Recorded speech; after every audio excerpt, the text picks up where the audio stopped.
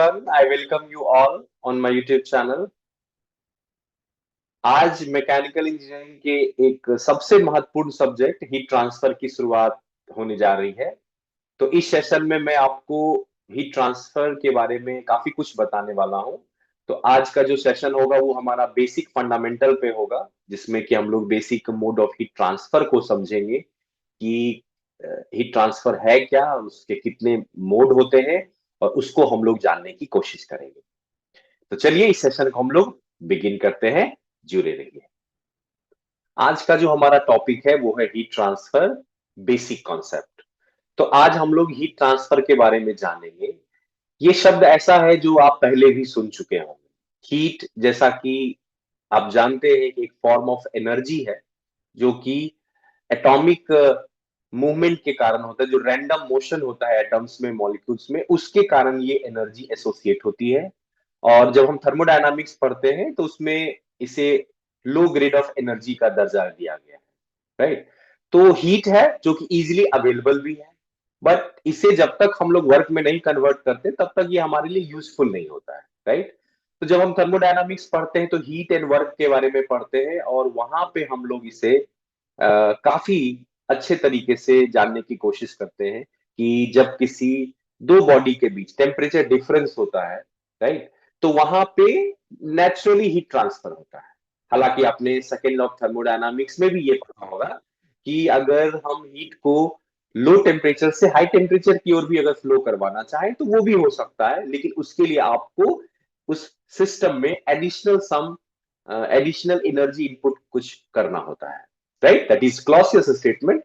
तो आज हम लोग उसकी चर्चा नहीं करेंगे, आज हम लोग हीट ट्रांसफर की चर्चा करेंगे। तो जैसा कि आप समझ सकते हो कि हीट ट्रांसफर के बारे में एक आइडिया जो हमें मिलता है वो सेकेंड लॉ ऑफ थर्मोडायनामिक्स से ही मिलता है, क्योंकि सेकेंड लॉ ऑफ थर्मोडायनामिक्स को डायरेक्शनल लॉ भी कहा जाता है, और हीट के डायरेक्शन को भी उसमें बताया गया है कि नेचुरली अगर ये फ्लो करेगा तो हाई टेम्परेचर से लो टेम्परेचर की ओर फ्लो करेगा, और अगर थोड़ा जबरदस्ती करेंगे दैट मीन्स कि इसे हम अगर रिवर्स फ्लो करवाना चाहें तो वो भी संभव है, लेकिन उसके लिए हमें सिस्टम पे कुछ एडिशनल वर्क करना पड़ेगा, राइट। तो ये हीट के बारे में मैंने बताया। हीट ट्रांसफर को अगर हम मोटा मोटी समझे तो कह सकते हैं कि जब दो वस्तु के बीच टेम्परेचर डिफरेंस होगा तो हीट का प्रवाह हाई टेम्परेचर से लो टेम्परेचर की होता है, राइट। इसे हम लोग हीट ट्रांसफर बोलते हैं। तो इसके लिए सबसे इंपॉर्टेंट जो चीज है वो है टेम्परेचर डिफरेंस का होना, राइट। अब मैं आपको कुछ बेसिक एग्जांपल के थ्रू इस टॉपिक को इंट्रोड्यूस करना चाहूंगा कि ये हमारा है क्या। तो जैसा कि आपके सामने दिख रहा होगा स्क्रीन पे कि ये जो एग्जांपल नंबर 1, इसमें हमारे पास एक बर्तन है, उसमें पानी रखा हुआ है, और इस फायर सोर्स से हम इसे गर्म करने की कोशिश कर रहे हैं। ये आप ही में से किसी छात्र का हाथ है, आप इसे पकड़े हुए हैं ना। अब यहाँ पे आपको दिख रहा होगा कि अलग अलग तरीके से यहाँ पे हीट ट्रांसफर हो रहा है। तो जैसा कि फिगर से स्पष्ट है कि 3 different mode of heat transfer है: कंडक्शन, कन्वेक्शन और रेडिएशन। तो ये सब कोई जानते ही होंगे कि there are 3 modes of heat transfer: conduction, convection and radiation. और ये एक ऐसा एग्जांपल है जिसमें कि तीनों होता हुआ दिख रहा है। थोड़ी देर में हम इसे डिटेल में समझेंगे कि कंडक्शन क्या है, कन्वेक्शन क्या है एंड रेडिएशन क्या है। दूसरे एग्जांपल को लेते हैं जो कि बहुत कॉमन एग्जांपल है और साइंटिफिक एग्जांपल भी है। वो है, आप देख सकते हैं कि सोलर रेडिएशन। कि हमारे पास सूर्य है, मैं इसे थोड़ा जूम भी आपके लिए कर दे रहा हूं, तो आप देख सकते हो कि ये हमारा सन है। आप देख सकते हैं यहां से जो रेडिएशन है वो हमें मिल रहा है, राइट ना। सन हमसे काफी दूर है, और सन की टेम्परेचर भी काफी ज्यादा होती है। तो sun is a source of huge energy, ठीक है। अब यहां से आप अगर देखते हैं तो यहाँ पे हमारे पास एनर्जी पृथ्वी तक आती है, ये ग्राउंड पे के पास आती है, और यहाँ पे आप देख रहे हो कि ये ग्राउंड भी हमारा हीटअप हो रहा है, राइट। ग्राउंड में भी टेम्परेचर बढ़ रहा है, और जैसे ही आपका ये ग्राउंड गर्म हो रहा है, या आपका घर अगर है, हाउस है, तो वो भी गर्म होगा। जो भी वस्तु पृथ्वी पे रखी हुई है वो गर्म होगी, और उसके बाद वहां पे उसके सराउंडिंग जो एयर है वो भी गर्म होता है, और आप देखोगे कि एयर जो है वो ऊपर की ओर जा रहा है ना, वार्म एयर राइजेस। अब ये होता है ड्यू टू कन्वेक्शन के कारण, राइट। तो पहले मेरा प्रयास है कि एग्जाम्पल के थ्रू थोड़ा सा आपको सब्जेक्ट से जोड़ा जाए, फिर हम लोग एक एक करके इन सारी चीजों पे डिटेल चर्चा करेंगे। एक और एग्जाम्पल मेरे पास है, आप देख सकते हैं, इट्स वेरी कॉमन, सब कोई ठंड के दिनों में कॉफी पीते हैं ना। तो ये हॉट कॉफी है, मान लेते हैं कि इसका टेम्परेचर 70 डिग्री सी है और उसके आसपास का जो इन्वायरमेंट है वो 20 डिग्री सी है। डेफिनेटली ये हॉट कॉफी जो है हमारे लिए हाई टेम्परेचर सोर्स का काम कर रहा है, इस ऑब्जेक्ट का टेम्परेचर ज्यादा है। सराउंडिंग हमारे लिए यहाँ पे एयर को हम लोग ले लेते हैं, तो वहां पे ये है, तो ऑटोमेटिक हीट ट्रांसफर होगा हॉट कॉफी से कोल्ड एयर की ओर। ठीक है, ये एक एग्जांपल है, राइट। अब हम लोग एक आखिरी एग्जांपल की ओर चलते हैं, ये भी काफी पॉपुलर है, ये बहुत मोस्ट कॉमन एग्जांपल है जो कोई भी आपको पूछ सकता है, कहीं भी आप इसे देख सकते हैं, राइट। अब इसे मैं आप जैसे ठंड के दिनों में हमें ठंड लगती है तो हम लोग क्या करते हैं, लकड़ी जलाते हैं और हाथ को सेकते हैं, अपने आप को अपने शरीर में गर्माहट को महसूस करते हैं। यहाँ पे आप देख सकते हैं कि एक स्टील रड है, आप देख सकते हो कि यहाँ पे हमारे पास एक स्टील रड है जिसे हमने रखा है, तो ये हीटअप हो रहा है। तो यहां से आप देख रहे हो कि कंडक्शन भी हो रहा है, हवा में जो ये गर्माहट जा रही है, ठीक है, हवा यहाँ पे फ्लूइड का काम कर रहा है, एयर, वहां पे कन्वेक्शन हो रहा है। और ये जो फायर बॉल है, यहां से जो एनर्जी रेडिएट हो रही है वो रेडिएट हो रही है इलेक्ट्रोमैग्नेटिक फॉर्म्स में, तो ये रेडिएशन में आता है, राइट। ये तीन चार एग्जांपल्स के थ्रू मैंने आपको बताने की कोशिश की है, एक आपको आइडिया देने की कोशिश की है कि हमारा हीट ट्रांसफर के कुछ एग्जांपल्स कैसे हो सकते हैं और जो मोस्ट कॉमनली आप देखते हैं। तो अब सेशन को हम लोग थोड़ा सा आगे बढ़ाते हैं। तो हीट ट्रांसफर बहुत ही इंपॉर्टेंट टॉपिक है, जितने भी लोग पढ़ेंगे आपको बहुत ये काम आने वाला है। आपने इसे 11th 12th में भी बेसिक्स पढ़ा होगा और इंजीनियरिंग में इसे थोड़ा डिटेल में आपको पढ़ना होता है, राइट। चलिए, तो यहाँ पे हम देख सकते हैं, जैसा कि मैंने आपको बताया था, कि हीट ट्रांसफर जो है हमारा साइंस का ही एक ऐसा सेगमेंट है जिसमें हम सबसे ज्यादा इंटरेस्टेड होते हैं कि हमें क्या चाहिए। जैसे थर्मोडायनामिक्स भी आप पढ़ते हैं, बट हीट ट्रांसफर में स्पेशली क्या है, तो हीट ट्रांसफर में मेनली हमें इंटरेस्टेड होते हैं रेट के बारे में। ठीक है, कि रेट ऑफ हीट ट्रांसफर कितना है, कि जैसे हीट फ्लो हो रहा है तो किस रफ्तार से हो रहा है, that means per unit time. और इसीलिए इसको अगर हम मैथमेटिकली यूनिट वाइज देखें तो कभी भी इसे जूल पर सेकेंड में हम लोग व्यक्त करते हैं या किलो जूल पर सेकेंड में हम लोग व्यक्त करते हैं, क्योंकि हमें हीट ट्रांसफर जब हम बोलते हैं तो हमें दिलचस्पी होती है रेट में।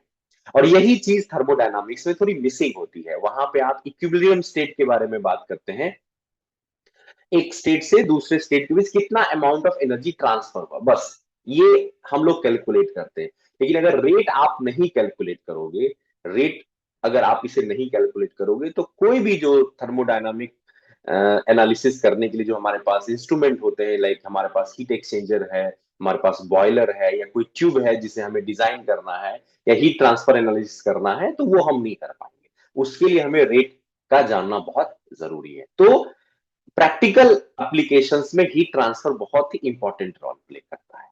क्लियर है? चलिए, अब हम लोग आगे बढ़ते हैं। जो सबसे पहला क्वेश्चन अराइज होगा आपके दिमाग में कि why do we study heat transfer, right. तो आंसर क्लियर ही है कि हीट ट्रांसफर हम लोग इसलिए पढ़ते हैं कि मुख्यतया हम लोग दिलचस्पी लेते हैं कि अमाउंट ऑफ हीट ट्रांसफर जो हो रहा है वो किस रेट से हो रहा है, वो हमें पता चल सके। और वो तब तक रेट ऑफ हीट ट्रांसफर होता रहेगा जब तक कि दो बॉडी इक्विलिब्रियम में नहीं आता है। तो मुख्य रूप से पढ़ने का जो हमारा कारण है वो है to know about rate. Rate का मतलब ही होता है पर यूनिट टाइम। ठीक है, रेट का मतलब ही होता है पर यूनिट टाइम, मतलब जो एनर्जी फ्लो हो रही है वो किस रफ्तार से हो रही है, एक सेकेंड में कितना जूल एनर्जी ट्रांसफर हो रहा है। और आप समझ सकते हैं कि अगर आपका बेसिक क्लियर होगा तो हीट ट्रांसफर हमेशा एक ट्रांजिट फेनोमेना है ना, आप उसे एक्सपीरियंस नहीं कर सकते हैं, उसे आप देख नहीं सकते, उसे सिर्फ आप विजुलाइज, उसे आप सिर्फ समझ सकते हैं कि हीट ट्रांसफर हो रहा है, राइट। ये ट्रांजिट फिनोमेना है, एब्सोल्यूट नहीं है ना, एक जगह से दूसरी जगह इसका प्रवाह हो रहा है, इसलिए इसे प्रॉपर्टी भी नहीं कहा जाता है, ये थर्मोडायनामिक प्रॉपर्टी में नहीं आता है, क्योंकि ये आपका पाथ फंक्शन है। इसको अगर हम डिटेल में थर्मोडायनामिक्स में पढ़ते हैं तो वहां पे ये पाथ फंक्शन के तौर पे काम करता है, पाथ डिपेंडेंट होता है, राइट। अगर आप प्रोसेस का पाथ चेंज कर दोगे तो उसकी हीट ट्रांसफर अलग हो जाएगी। एक रीजन हमारा हुआ कि हमें रेट के बारे में दिलचस्पी होती है, और दूसरा जो रीजन हमारा होता है वो होता है कि जब आपको कोई एनालिसिस करना हो। हीट ट्रांसफर हम लोग पढ़ते हैं मुख्य रूप से दो रीजन के लिए।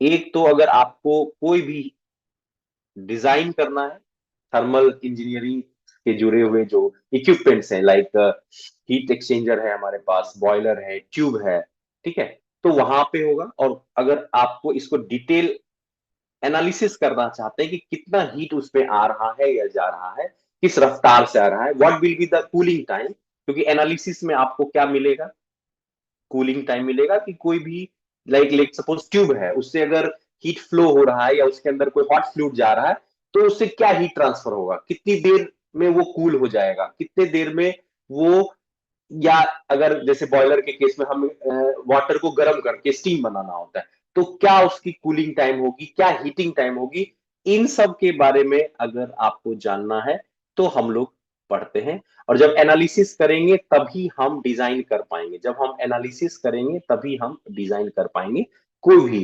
जो हमारा इक्विपमेंट होगा। जैसे एग्जांपल में मैं लिख दे रहा हूं आपको, हीट एक्सचेंजर,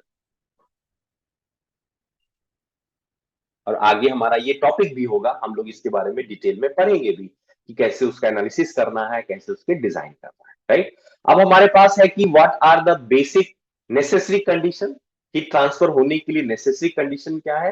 तो हीट ट्रांसफर होने के लिए नेसेसरी कंडीशन बहुत ही बेसिक है, that is your temperature difference. तो आपको क्या चाहिए, टेम्परेचर डिफरेंस। तो टेम्परेचर डिफरेंस होने से आपका हीट का प्रवाह होगा।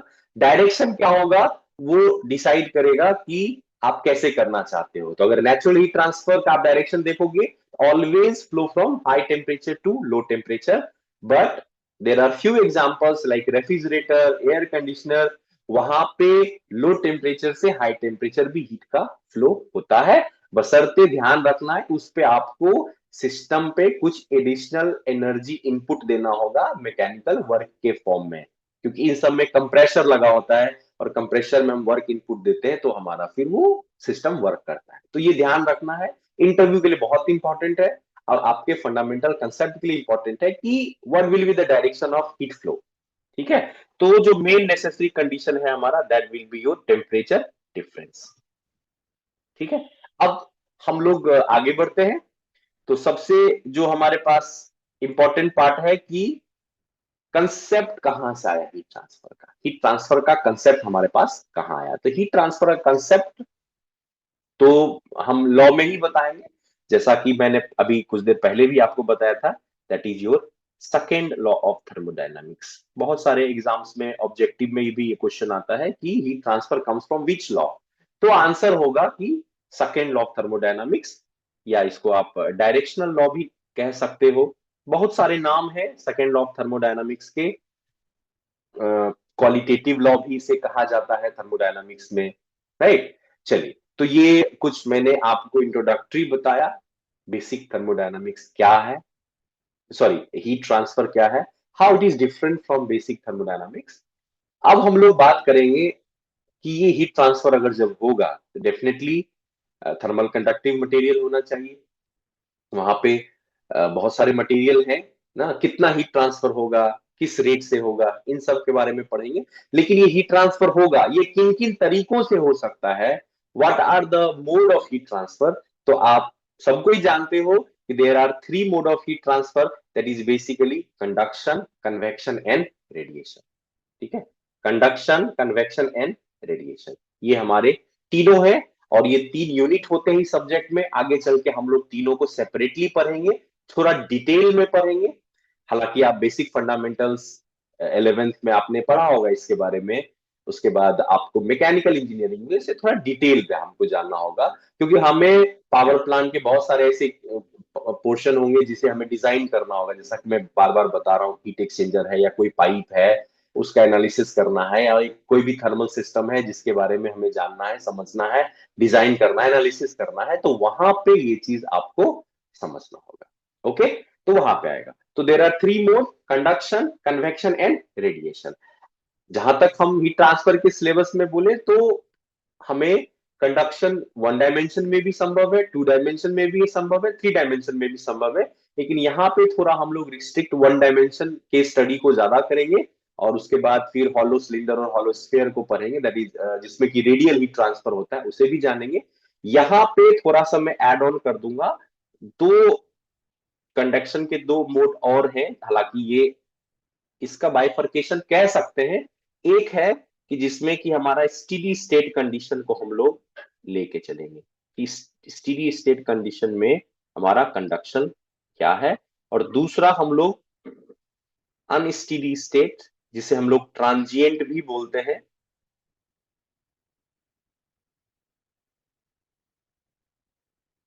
कंडक्शन क्या है, ठीक है, जिसे ट्रांजिएंट कहते हैं। ये दोनों के बारे में कंडक्शन में आप पढ़ोगे। ये आप बोल सकते हो कि अगर टाइम डिपेंडेंट हम देख रहे हैं, वहां पे टेम्परेचर टाइम के साथ चेंज हो रहा है, तो वो हमारा अनस्टीडी स्टेट में आ जाएगा और ये स्टीडी स्टेट में आएगा। तो एक जनरल है कि जो आपका टेम्परेचर होना चाहिए, ठीक है, वो टाइम के रिस्पेक्ट में अगर चेंज नहीं होता है तो वो स्टीडी स्टेट कहला जाता है।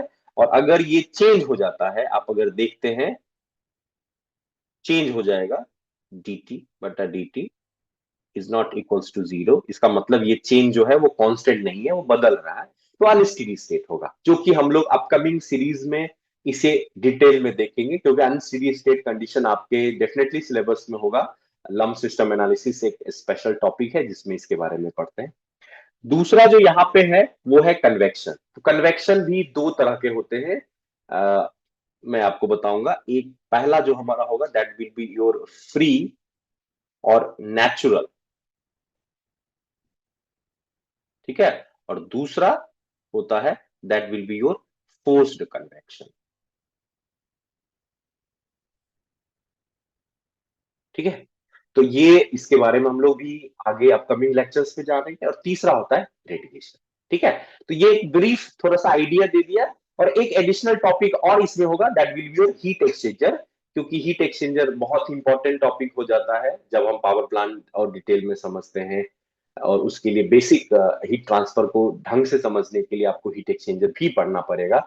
उसका डिजाइन भी सीखना होगा कि what are the designing methods, कैसे उसका एनालिसिस करेंगे, किस टाइप का है, काउंटर फ्लो है कि पैरेलल है कि सेल एंड ट्यूब टाइप है, ठीक है। उसका यूज अप्लाइड थर्मोडायनामिक्स में बहुत ज्यादा है, राइट। अब हम लोग थोड़ा सा ब्रीफली हम लोग जान लेते हैं कि कंडक्शन क्या है, कन्वेक्शन क्या है, रेडिएशन क्या है। और फिर हम लोग डिटेल में अपकमिंग लेक्चर्स में 1 बाय 1 इसे कवर करेंगे।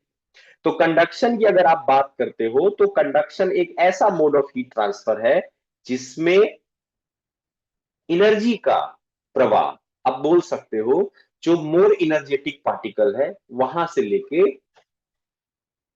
जो लेस इनर्जेटिक पार्टिकल है उसके बीच होता है। और डेफिनेटली ये एडजेसेंट ही होते हैं, ठीक है। यहां पे है कि अगर ये देखा गया है कि सॉलिड्स में कंडक्शन थोड़ा ज्यादा अच्छे तरीके से होता है compare to liquid and gases. क्योंकि सॉलिड के मॉलिक्यूल्स बहुत पास पास होते हैं, तो वहां पे ये ज्यादा होगा। लिक्विड और गैसेस में मॉलिक्यूल रिलेटिवली दूर होते हैं, तो वहां पे ये बहुत कम होता है। इसे कंप्लीटली ये नहीं बोल सकते कि नहीं होता है, बट उसकी जो इंटेंसिटी है, जो उसका प्रभाव है, वो बहुत कम रहता है। इसीलिए कहा जाता है कि सॉलिड में ही कंडक्शन डोमिनेट करता है। अब क्यों करता है, इसको थोड़ा सा समझने का हम लोग प्रयास करते हैं। तो मेरे पास एक एग्जाम्पल है, मैं उसके थ्रू आपको बताने की कोशिश करता हूं, ठीक है, कि कंडक्शन कैसा होता है, ठीक है। तो चलिए, हमारे पास एक आईसी इंजन का भाल्व है, देख सकते हो, इस मेड ऑफ स्टील। तो इसे स्टील रड हम लोग मान लेते हैं, ठीक है। और इसको अगर हम मॉलिक्यूलर लेवल पे देखें तो इसमें बहुत सारे मॉलिक्यूल्स होंगे ना। तो ये एक इंड मान लेते हैं और एक दूसरा इंड मान लेते हैं, ठीक है। ओके, और लेट सपोज इसको थोड़ा सा हम लोग हीटअप करते हैं, तो हमारे पास माचिस भी है, तो थोड़ा सा इसको हीटअप भी किया जाए, देखते हैं कि क्या होता है। तो आप देख सकते हो कि यहाँ पे एक इंड पे इसे हम गर्म कर रहे हैं, लेट सपोज इसे हम गर्म करने की कोशिश कर रहे हैं। तो आप देखोगे कि जैसे ये हीट एक इंड को मिलेगा, तो धीरे धीरे धीरे धीरे जो है हमारा ये पार्ट गर्म होगा। तो आप देख सकते हो कि इसे मैं छू रहा हूं तो मुझे थोड़ी सी यहाँ पे हॉटनेस महसूस हो रही है, क्योंकि ये गर्म हो गया। लेकिन वही मैं इस इंड को छू रहा हूं, अभी उतना गर्म नहीं हुआ है, क्योंकि बहुत कम अमाउंट ऑफ हीट हमने सप्लाई किया। अब यहाँ पे अगर इसको माइक्रोस्कोपिक लेवल पे देखते हैं, तो this steel rod is made of lot of atoms, बहुत सारे एटम्स हैं जो कि बहुत पास पास हैं। आप फिगर में भी देख सकते हो कि आप बिल्कुल इस चीज को फील कर सकते हो, ठीक है। अब यहां पे हमने हीट दिया, हीट क्या है, सोर्स ऑफ एनर्जी। हमने दिया, यहां वाला जो मॉलिक्यूल होगा वो सबसे पहले हीट अप होगा, गर्म होगा, उसमें उसमें एनर्जी ज्यादा होगा। लेकिन जो इस एंड पे है, इस एंड पे है, इसके पास तो वो एनर्जी नहीं है, तो ये एनर्जी मिला। अब एटम्स है तो डेफिनेटली हमें दिख नहीं रहा, बट इसके अंदर बहुत सारे वाइब्रेशंस होते हैं, जिससे हम लोग लैटिस वाइब्रेशन बोलते हैं, क्योंकि इसका जब क्रिस्टल स्ट्रक्चर हम लोग स्टडी करेंगे, पढ़ेंगे, तो उसके एटम्स बहुत पास पास होंगे, उसमें हमेशा वाइब्रेशन होता है, अपने जगह से मूव नहीं करेगा, इसमें पोजीशन फिक्स होता है। आप देख सकते हो कि इसमें कोई भी हमारा जो एटम है वो मूव नहीं कर रहा, वो अपने जगह पे ही है। लेकिन इसमें वाइब्रेशन होगा और उस वाइब्रेशन के कारण एनर्जी ट्रांसपोर्ट होगा। तो पहले ये है, फिर इसका बगल वाला गर्म होगा, फिर उसके बगल वाला, फिर उसके बगल वाला, और ऐसे करते करते अगर हम कॉन्स्टेंटली इसको गर्म करते, ये पूरा रड गर्म हो जाता, राइट। तो ये एक एग्जांपल के थ्रू मैंने बताने की कोशिश की। अब इसी तरह का आप इसे देख सकते हो, आपकी स्क्रीन पे है कि ये हमारा अभी सारा ब्लू है, ब्लू मतलब ये अभी नॉर्मल है। लेकिन जैसे जैसे ये रेड हो रहा है, आप इसे देख सकते हो, यहाँ पे मात्र 2-3 रेड है, फिर धीरे धीरे एनर्जी को क्या करेगा, ये ट्रांसपोर्ट करेगा अपने बगल वाले एडजेसेंट मॉलिक्यूल को, जिसके पास एनर्जी कम होगी, और फाइनली आप देखोगे ये एनर्जी इसे देगा, और फाइनली ये एनर्जी से दे रहा है, ये इसे दे रहा है, और इस तरह से जो है आप देख सकते हो कि एनर्जी का ट्रांसपोर्टेशन हो रहा है, ठीक है। ये मॉलिक्यूल इसको दे रहा है, ये इसको दे रहा है, ये जसिन दे रहा है। तो यहाँ पे इस तरह से हो रहा है। आई गेस क्लियर है कंडक्शन में क्या है। अगर इसे रीजन को देखें तो दो रीजन है। एक तो हमारा होता है कि कोई अगर मेटल है, यूजुअली मेटल में बात करोगे तो मेटल में हमारे पास होते हैं फ्री इलेक्ट्रॉन्स, और यही मेनली डोमिनेट करता है। मैं फिर से बता रहा हूं, मैं मेटल की बात कर रहा हूं, ठीक है। और लैटिस वाइब्रेशन भी हमारा है। तो अगर मेटल्स में देखें, जनरली ये कहां पे होंगे, हमारे मेटल्स में होते हैं। तो आपके मन में प्रश्न उठेगा, क्या सर नॉन मेटल में नहीं होगा क्या? हाँ, नॉन मेटल में भी होगा, लेकिन फिर उस पे ये पॉइंट डोमिनेट करेगा, लैटिस वाइब्रेशन। लैटिस वाइब्रेशन के लिए फिर आपको उसका क्रिस्टल स्ट्रक्चर देखना होगा कि क्रिस्टल स्ट्रक्चर कैसा है। अब जैसा कि अगर आपने थोड़ा बहुत मटेरियल साइंस में पढ़ा होगा, तो किसी भी क्रिस्टलाइन सब्सटेंस के दो फॉर्म होते हैं, एमॉर्फस और क्रिस्टलाइन स्ट्रक्चर, ठीक है। क्रिस्टल स्ट्रक्चर अगर देखें, एक एमॉर्फस फॉर्म है जिसमें ये एटम इतने ऑर्गेनाइज नहीं होंगे, रैंडम होंगे, ठीक है, डिसऑर्डरनेस ज्यादा होगी। और एक हमारा होगा क्रिस्टलाइन मटेरियल जो कि ऑर्गेनाइज होगा। तो जितना ज्यादा ऑर्गेनाइज होगा उसमें हीट ट्रांसफर उतना ज्यादा होगा, राइट। तो मेटल्स में ये एक तरह से समझिए कि 70% कॉन्ट्रीब्यूशन इसका होता है और 30% कॉन्ट्रीब्यूशन इसका होता है। लेकिन ध्यान रखना, फॉर मेटल में बता रहा हूं, ठीक है, नहीं तो फिर लैटिस वाइब्रेशन के कारण होगा। अब जैसे कि एग्जांपल में आप अगर देखो, तो मैं एक बहुत बड़ा नाम बताने वाला हूं, डायमंड। डायमंड आप देखो तो डायमंड मेटल नहीं है, इट इज नॉन मेटल, ठीक है। लेकिन अगर आपने पढ़ा होगा तो ये एक क्रिस्टलाइन मटेरियल है। इसके स्ट्रक्चर अगर आप ध्यान से अगर देखेंगे, तो इसमें मटेरियल का जो एटॉमिक अरेंजमेंट है वो बहुत पास पास रहता है, जिस कारण से ये आपको काफी समझने में मदद करेगा, ठीक है। ये क्रिस्टलाइन मटेरियल हमारा हो गया, ओके। तो इसकी कंडक्टिविटी ज्यादा होती है, इसमें कंडक्शन काफी डोमिनेट करता है, जबकि ये नॉन मेटल है।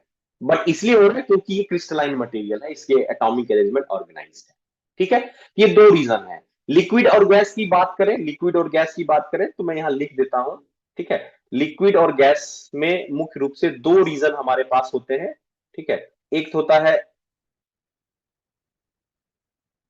मॉलिक्यूलर कॉलिजन, ठीक है। एक हमारे पास होता है मॉलिक्यूलर कॉलिजन जो कि सबसे इंपॉर्टेंट फैक्टर है, ठीक है। और दूसरा अगर हम लोग इसमें देखेंगे डिफ्यूजन। तो ये दो रीजन होते हैं इसमें, हालांकि मैं आपको बताऊं सॉलिड में ये ज्यादा होता है, लिक्विड और गैसेस में ये कम होते हैं। तो ये हमारा हो गया कंडक्शन ना, कि मोर इनर्जेटिक पार्टिकल से अगर आप देखें लेस इनर्जेटिक पार्टिकल की ओर आपका जैसे के बीच जो मोड ऑफ हीट ट्रांसफर है that will be your conduction, ठीक है। अब हम लोग आगे बढ़ते हैं। दूसरा जो हमारा मोड ऑफ हीट ट्रांसफर है दैट इज योर कन्वेक्शन, ठीक है। कन्वेक्शन क्या है?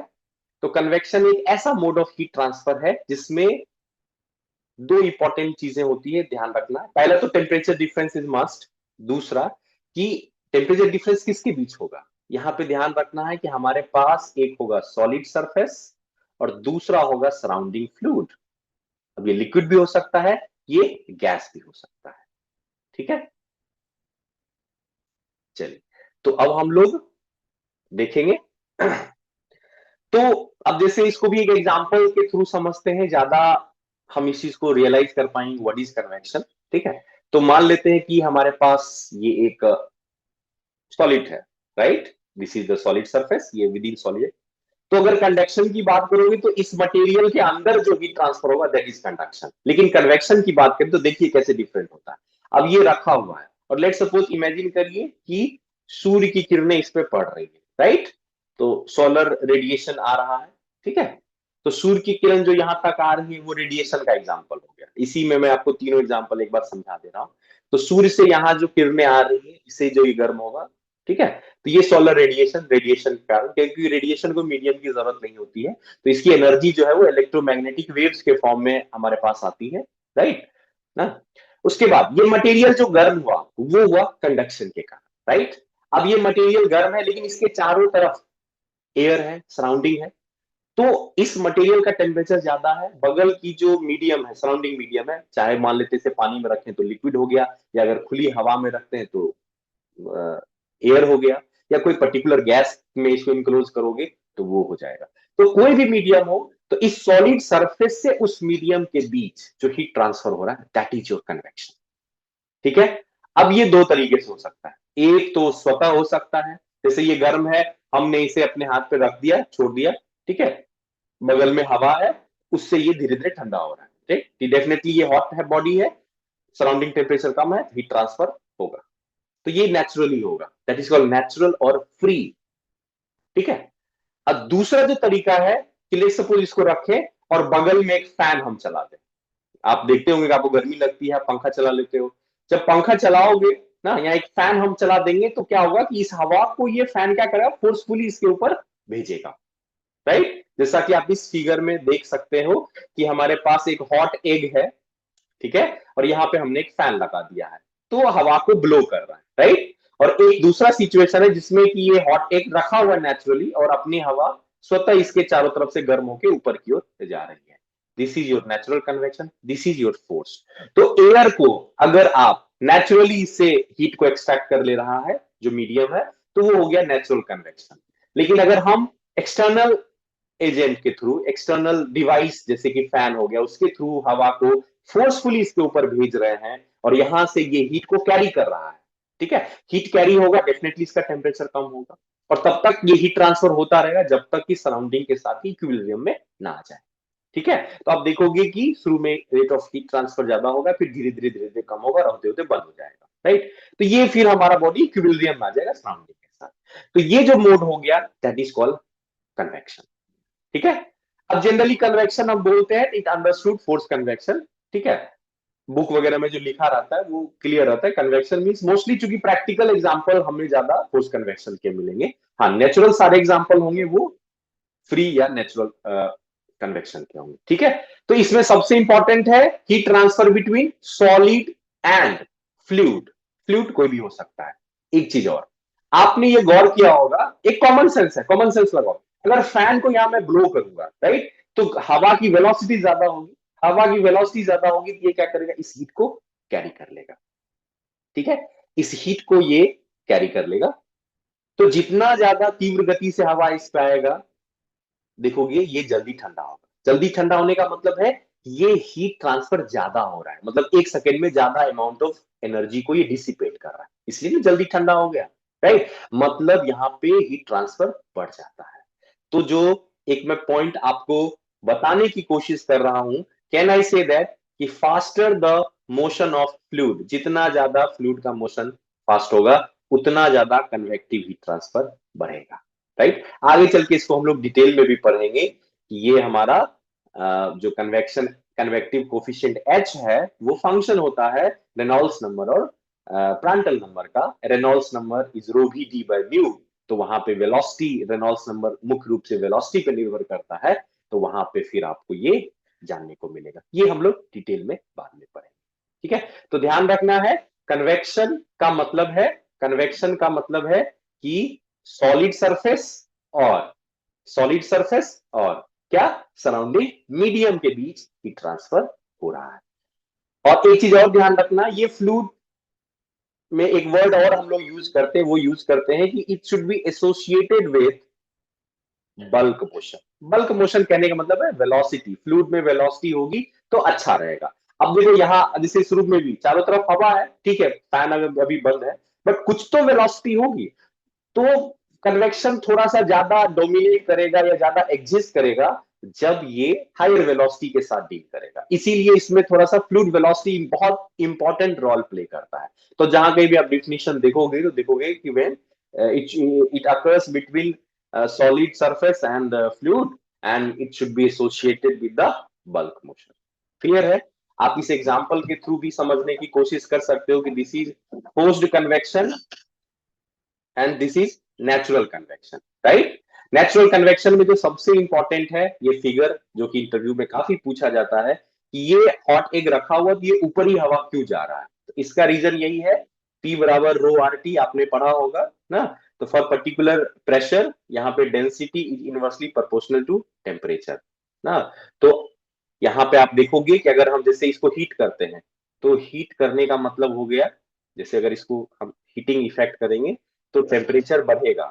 टेम्परेचर बढ़ने का मतलब है, ठीक है, कि टेम्परेचर बढ़ेगा तो डेफिनेटली इसकी डेंसिटी कम हो जाएगी, टेम्परेचर बढ़ेगा तो डेंसिटी कम होगी, तो ये लाइटर हो जाएगा। तो जो हॉट एग के आसपास जो एयर है वो लाइटर हो जाती है, इसीलिए ये क्या करता है, इट मूव्स अपवर्ड, ठीक है। यही चीज रिवर्स हो सकता है जब ये ठंडा करेगा, तो ये बहुत इंपॉर्टेंट है। एक और कभी कभी पूछ देता है कि नेचुरल कन्वेक्शन होता क्यों है, तो इसका मेन कारण है डेंसिटी डिफरेंस, बायंसी इफेक्ट के कारण। तो डेंसिटी डिफरेंस यहाँ पे होता है, जैसे ही वो गर्म या ठंडा होगा तो सराउंडिंग एयर के साथ जो एग के आसपास है और जो थोड़ा ऊपर है, दोनों के बीच डेंसिटी डिफरेंस होगा, जिस कारण से या तो एयर ऊपर की ओर जाएगी या नीचे की आएगी। तो हीटिंग के केस में डेंसिटी कम हो जाएगी तो ऊपर की ओर जाएगा, और अगर कूलिंग इफेक्ट यहाँ पे अगर है मान लेते हैं तो वहां पे डेंसिटी बढ़ जाएगी, तो ये सेटल डाउन होगा। जैसे कि एसी में होता है, यूजुअली एसी ऊपर हम प्लेस करते हैं, उससे ठंडी हवा आती है, तो वो ठंडी हवा है मतलब टेम्परेचर कम है, तो उसकी डेंसिटी क्या हो गई, वहां पे कम हो गई, सॉरी ज्यादा हो गई, जिस कारण से वो नीचे की ओर आती है, इसलिए इसी ऊपर हम लोग प्लेस करते हैं। और अगर हीटिंग के बारे बात करते हैं तो जैसे अंडा है उसकी हवा गर्म होती है तो हल्की हो गई तो वो ऊपर चली गई, ठीक है। तो आई गेस ये टॉपिक क्लियर है यहाँ पे, ठीक है। ध्यान रखना है, बहुत इंपॉर्टेंट पार्ट है ये, बहुत ही इंपॉर्टेंट हमारा पॉइंट है कि जितना ज्यादा फ्लूइड वेलोसिटी होगा उतना ज्यादा कन्वेक्टिव हीट ट्रांसफर हमारा होगा अच्छे से, ठीक है। चलिए, तो अब हम लोग रेडिएशन को समझने की कोशिश करते हैं कि रेडिएशन क्या है। तो जैसा कि मैंने बताया था कि रेडिएशन एक ऐसा मोड ऑफ हीट ट्रांसफर है जिसमें हीट को या एनर्जी को प्रोपगेट होने के लिए किसी मीडियम की जरूरत नहीं होती है, और यही पॉइंट इसे बाकी अन्य दो से अलग बनाता है, राइट। अब जैसे इसको कई बार आपसे पूछा जाएगा what is difference between radiation and convection और रेडिएशन एंड कंडक्शन, तो सबसे बड़ी जो डिफरेंस वाली बात है वो है मीडियम का। अब ऐसा क्यों होता है इस बात को समझने की कोशिश करेंगे। तो जैसा कि आप देखेंगे कि रेडिएशन एक ऐसा मोड ऑफ हीट ट्रांसफर है जिसको प्रोपोगेट होने के लिए हमें मीडियम की जरूरत नहीं है। क्यों? क्योंकि ये जिस मोड में ये प्रोपोगेट होता है वो है इलेक्ट्रोमैग्नेटिक वेव्स के फॉर्म में, राइट। तो इलेक्ट्रोमैग्नेटिक वेव्स के फॉर्म में ये आपको प्रोपिगेट होगा, और वही, और वेव्स को इलेक्ट्रोमैग्नेटिक वेव्स को प्रोपेगेट होने के लिए मीडियम की जरूरत नहीं होती है, जिस कारण से हम रेडिएशन को एक्सपीरियंस करते हैं। अब उसमें जो यहाँ पे हीट ट्रांसफर होगा, वो जनरली स्पीड ऑफ लाइट जो होती है उस रफ्तार से होती है। तो डेफिनेटली ये आपका सबसे फास्टेस्ट भी हो जाएगा, fastest mode of heat transfer हो जाएगा। अब यहाँ पे एग्जाम्पल से इसको समझने की कोशिश करते हैं। जो सबसे बड़ा एग्जाम्पल है वो है हमारा सन का। तो मान लेते हैं कि ये हमारा सन है, और आपको मैंने बताया है कि सन का टेम्परेचर बहुत ज्यादा होता है। तो यहाँ से एनर्जी आपके पास आ रही है, ये जो आ रही है वो आ रही है इलेक्ट्रोमैग्नेटिक वेव्स के फॉर्म में आ रही है, राइट। और यहाँ पे मान लेते हैं कोई भी एक, लेट्स सपोज फ्लैट प्लेट है, ठीक है, तो डेफिनेटली ये हीट अप होगा, ये गर्म होगा, राइट। तो जब कभी भी हीट ट्रांसफर जो है आपको इलेक्ट्रोमैग्नेटिक वेव्स के फॉर्म में हो, तो वो मोड जो है हमारा रेडिएशन कहलाता है। अब मीडियम प्रेजेंट है तो भी रेडिएशन हो सकता है, मीडियम नहीं प्रेजेंट है तो भी रेडिएशन हो सकता है। लेकिन जब मीडियम प्रेजेंट रहेगा तो वहां पे रेडिएशन की रूपरेखा अलग होगी, वो दूसरे टाइप का होगा। तो यहाँ पे जैसे कि आप देख सकते हो कि सबसे कॉमन एग्जांपल है रेडिएशन का, कि ठंड के दिनों में जब हम आग जलाते हैं और अपने आप को उसके करीब रखते हैं, तो उस वक्त जो मोड ऑफ हीट ट्रांसफर आप एक्सपीरियंस करते हो, that will be your radiation, right. तो रेडिएशन के एग्जांपल्स थोड़े कम आपको मिलेंगे, मैं आपको दो तीन एग्जांपल्स देता हूं। एक तो एग्जांपल आपके पास सन का है, दैट इज एग्जांपल नंबर 1। याद रखिए, एक बार यूपीएससी इंटरव्यू में पूछा गया था, can you give the 3 examples of radiation, right. तो तीन क्या, तीन से कई ज्यादा है, लेकिन मैं आपको बता, एक तो आप ये सोलर रेडिएशन वाला बता सकते हो कि solar radiation is an example of radiation, right. सूर्य से जो पृथ्वी तक जो ऊर्जा हमें मिलती है, जो एनर्जी आती है, वो आपको रेडिएशन के माध्यम से मिलती है। दूसरा जो आपके सामने ये एग्जांपल है, यहाँ पे रेडिएशन मुख्य रूप से आप देख सकते हो ना, कि आप फायर के, आप बर्निंग वुड है, बर्निंग फायर है, उसके आसपास आप रहोगे तो वहां पे आप इसे एक्सपीरियंस करोगे। तीसरा एग्जांपल मैं आपको दे देता हूं, काफी पॉपुलर है, दैट इज बॉयलर। ठीक है, आप पावर प्लांट पढ़ोगे तो आप जानोगे कि बॉयलर एक ऐसा हीट एक्सचेंजर है जहां पे तीनों मोड में हीट ट्रांसफर होते हैं। सबसे डोमिनेट करता है रेडिएशन, ठीक है, उसके बाद वहां पे कन्वेक्शन, और तब जाके कंडक्शन। तो ये इतना सुंदर एग्जाम्पल है जो कि आपको हर एक जगह मिलेगा, कि बॉयलर का एग्जाम्पल बताइए जहां पे हो रहा है। ये काफी पॉपुलर है, जनरली ऑब्जेक्टिव एग्जाम्स में काफी पूछा जाता है, तो इसे हम लोग यूनिवर्सल क्वेश्चन के कैटेगरी में रखते हैं, राइट।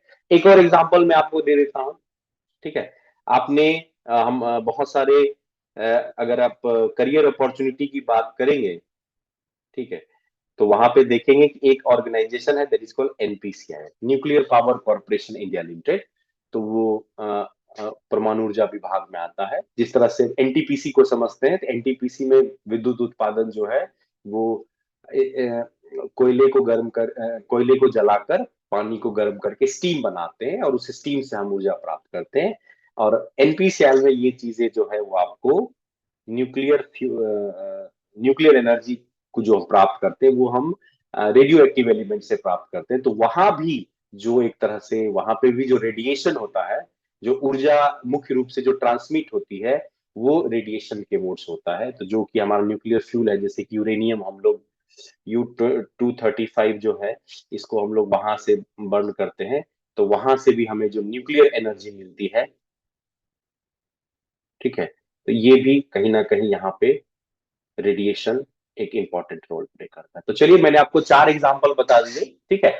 अब जो कि मैंने सबसे पॉपुलरली बताया था कि सन टू अर्थ जो एनर्जी हमें मिलती है, उसमें हमें मीडियम की जरूरत नहीं होती है, ठीक है। और यही कारण है कि ये सबसे फास्टेस्ट है। लेकिन जहां पे मीडियम प्रेजेंट है, क्या वहां रेडिएशन होगा? वहां भी होगा। जैसे कि एग्जांपल 2 देखते हैं, कि आप देख सकते हो। लेकिन जब कभी भी मीडियम प्रेजेंट होगा तो वहां पे सिनेरियो दूसरा होगा। और यही सबसे इंपॉर्टेंट पॉइंट है जिसे मैं आप लोगों को बताना चाह रहा हूं, जो कि बहुत कम लोग जानते हैं या इस पे नजर बहुत कम लोगों की जाती है। तो मैं चाहूंगा कि हमारे स्टूडेंट इस चीज को समझे अच्छे से। तो रेडिएशन हीट ट्रांसफर जनरली दो बॉडी के बीच हो सकता है which is separated by medium, लेकिन ध्यान रखना है उस मीडियम का टेम्परेचर कम होगा, तभी यहाँ पे रेडिएशन होगा। आप देख सकते हो यहाँ पे एयर जो है वो एज ए मीडियम यूज हो रहा है ना, और जिसका टेम्परेचर जो है फायर के टेम्परेचर और इस पर्सन का जो ह्यूमन बॉडी टेम्परेचर है उससे कम है। तो आपसे पूछेगा कि रेडिएशन होने के लिए क्या शर्त है, तो पहला, क्या मीडियम की जरूरत है, तो answer will be no. Medium रहेगा तो भी होगा, नहीं रहेगा तो भी होगा। मीडियम नहीं रहने पे स्पीड इसकी ज्यादा होगी, मीडियम रहेगा थोड़ा सा ऑब्स्टेकल होगा तो रिलेटिव स्पीड इसकी कम होगी। ठीक है, और अगर मीडियम प्रेजेंट है तो हमेशा उन दो बॉडी के बीच रेडिएशन हीट ट्रांसफर होगा जिसके बीच मीडियम प्रेजेंट है। और मीडियम के लिए कंडीशन क्या है कि उसका टेम्परेचर थोड़ा सा क्या होना चाहिए, कम होना चाहिए। एक और इंपॉर्टेंट तरीका है जिससे कि रेडिएशन के डोमिनेंस को हम समझने की कोशिश करते हैं, वो होता है टेम्परेचर डिफरेंस। अगर टेम्परेचर डिफरेंस बहुत ज्यादा है, ठीक है, अगर हाई है, तो वहां पे हमेशा रेडिएशन डोमिनेट करेगा। रीजन क्या है? Radiation dominates. और मैं आपको बता दूं, ऐसा कोई प्रैक्टिकल एग्जाम्पल नहीं है जिसमें कंडक्शन, कन्वेक्शन या रेडिएशन नहीं होता है।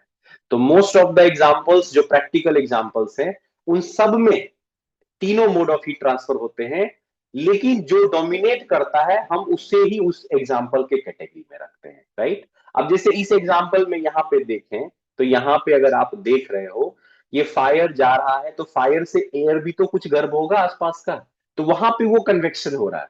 या आपके बॉडी से फिर जो सराउंडिंग एयर में जो हीट ट्रांसफर होगा वो भी कन्वेक्शन होगा, लेकिन वो अमाउंट इतना कम होता है कि रेडिएशन के सामने वो बहुत कम पड़ जाता है, तो इसलिए उसे हम लोग नेग्लेक्ट कर देते हैं और इसे हम लोग मानते हैं कि यहाँ पे मुख्यतया रेडिएशन ही हो रहा है, राइट।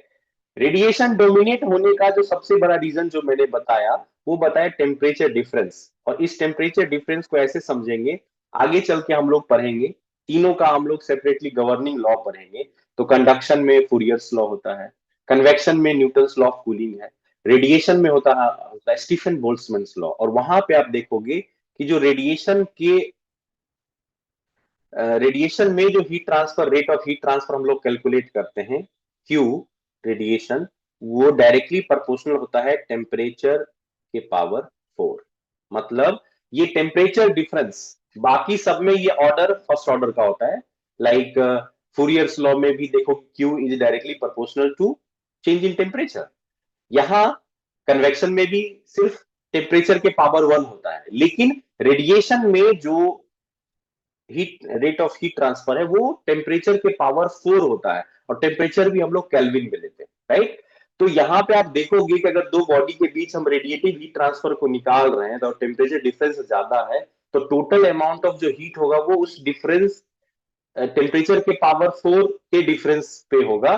तो और यही यहाँ पे आपको मैं बता दूं, इसका अगर फॉर्मूला हम लोग लिखें तो जनरली फॉर्मूला ऐसा होता है, क्यू रेडिएशन बराबर sigma A T1 to the power 4 minus T2 to the power 4।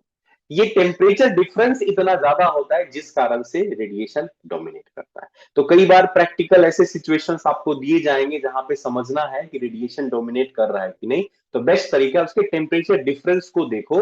और मीडियम रिक्वायर्ड नहीं है तो भी ठीक, नहीं है तो भी ठीक, तो वहां पे रेडिएशन। आई गेस रेडिएशन का फंडामेंटल्स आपका क्लियर है। इसमें बहुत सारे डीपर कॉन्सेप्ट हैं जो कि मैं आपको आगे भी अपकमिंग सेशंस में बताऊंगा जब हम इसे सेपरेटली पढ़ेंगे। अभी मैंने एक ब्रीफ कोशिश की है कि आपको हीट ट्रांसफर का आइडिया देते हुए कंडक्शन, कन्वेक्शन और रेडिएशन को मैं बता सकूं। आई गेस आपको हीट ट्रांसफर काफी अच्छे तरीके से समझ में आया है। तो अगर आप इस चैनल पे नए आए हैं तो डेफिनेटली सब्सक्राइब कर लीजिए चैनल को। टेलीग्राम ग्रुप एक बना हुआ है, वहां से जुड़ जाइए। वहां पे मैं इसकी ये पीडीएफ भी शेयर कर दूंगा, सारी इंफॉर्मेशन आपको वहां मिलेगी। ठीक है, तो बहुत जल्द मिलते हैं हीट ट्रांसफर के अगले सेशन के साथ। ओके, तब तक के लिए बाय बाय, थैंक यू।